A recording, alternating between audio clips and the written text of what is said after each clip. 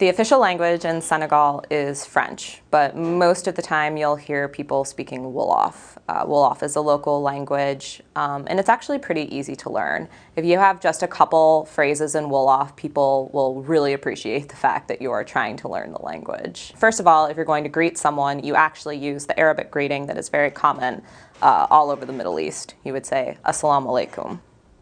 And then the response to that is, Wa alaikum assalam. The next question that you would always ask someone is equivalent to, how are you?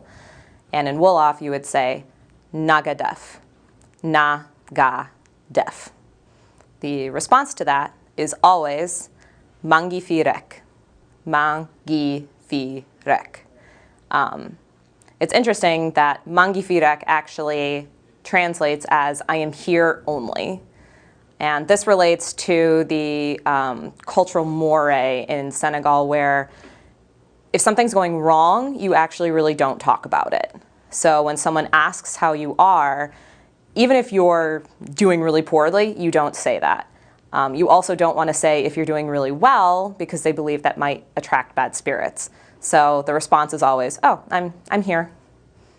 Nothing more, nothing less. Wolof is a language of proverbs, and a lot of times they use proverbs to communicate. For example, the most well-known proverb in Wolof is probably Ndank, Moijap Golo Chinyai. And that means bit by bit, or slowly, slowly, you will catch the monkey in the bush. So it's just supposed to be like an encouraging thing, you know, go at something slowly and steadily, and you'll eventually be able to obtain your goal.